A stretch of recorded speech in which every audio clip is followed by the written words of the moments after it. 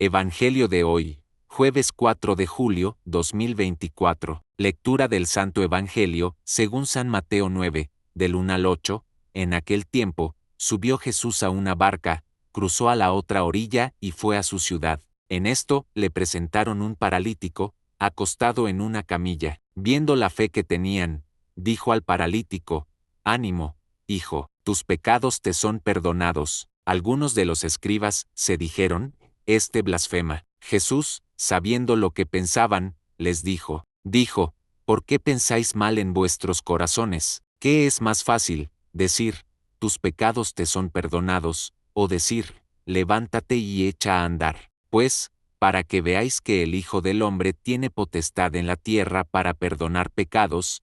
Entonces dice al paralítico: «Ponte en pie, coge tu camilla y vete a tu casa». Se puso en pie y se fue a su casa. Al ver esto, la gente quedó sobrecogida y alababa a Dios, que da a los hombres tal potestad. Palabras del Señor. Gloria a ti, Señor Jesús. Hoy Mateo nos presenta a Jesús y un lisiado, un paralítico que se lo presentan. Los llevan, él está tendido en la camilla y Jesús se conmueve de aquellos que le acercan al paralítico y de la fe que también tiene el paralítico en Jesús. Sin embargo, desconcierta la respuesta de Jesús: «Tus pecados te son perdonados». Es como si hubiese algún tipo de desproporción. O enfermo va a ser curado, llevado por sus amigos en la camilla, esperando ser sanado. Y Jesús, en vez de sanarlo, en vez de curarlo, en vez de hacer que camine, lo perdona de todos sus pecados. Después se produce esa discusión y Jesús, para que justamente de alguna manera contundente también poder dar crédito de que es verdad que los pecados son perdonados, le devuelve la salud.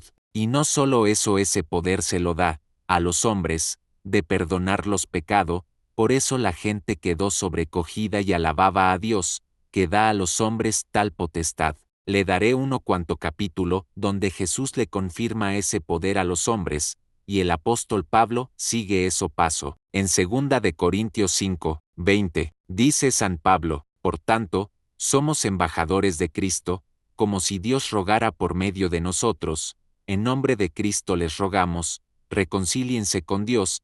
Y el apóstol Santiago 5, del 14 al 16, dice: «Y cuando oren con fe, el enfermo sanará, y el Señor lo levantará, y si ha cometido pecados, les serán perdonados. Por eso, confiésense unos a otros sus pecados, y oren unos por otros para ser sanados». La oración fervorosa del justo tiene mucho poder. Y en 1 de Corintios 4, 1, dice: «Ustedes deben considerarnos simplemente como ayudantes de Cristo, encargados de enseñar los designios secretos de Dios». En Mateo 16, 19, «Te daré las llaves del reino de los cielos. Lo que tú ates aquí en la tierra, también quedará atado en el cielo, y lo que tú desates aquí en la tierra, también quedará desatado en el cielo». Y el apóstol Juan 20, 23, «A quienes ustedes perdonen los pecados, les quedarán perdonados, y a quienes no se los perdonen, les quedarán sin perdonar». Aquí podamos ver el poder de Dios en Jesús y de Jesús a los hombres. Ahora, en los tiempos antiguos,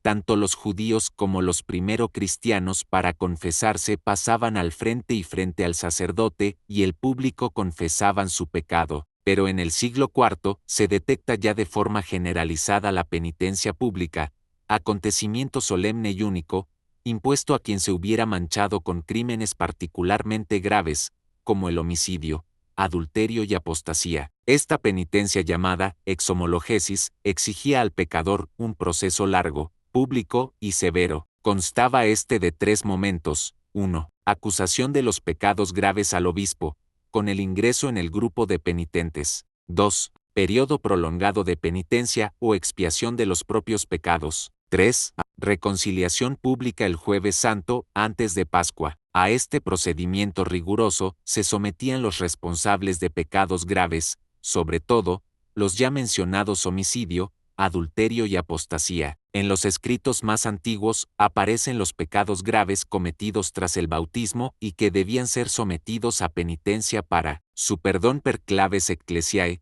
es decir, el poder de las llaves concedido por Cristo a la Iglesia para atar y desatar. No hay unanimidad a la hora de declarar cuáles son, pero los más frecuentes son los 3 pecados capitales: apostasía, fornicación y adulterio, a los que se añadía siempre el homicidio. Ahora bien, tras la penitencia pública, aparecen formas penitenciales individuales o privadas. De entre todas ellas tendrá éxito definitivo la confesión auricular, que reclama responsabilidad del pecador, examen de sí, contrición, comunicar los pecados al confesor y cumplir la penitencia. Se llama auricular, porque exige la confesión de las faltas cometidas, en privado y ante un sacerdote. Esta práctica es generada por la actividad de San Patricio, años 461, monjes irlandeses, San Columbano, años 615, y otros, que evangelizan a pueblos rudos, con una nueva forma en poder de presbíteros itinerantes,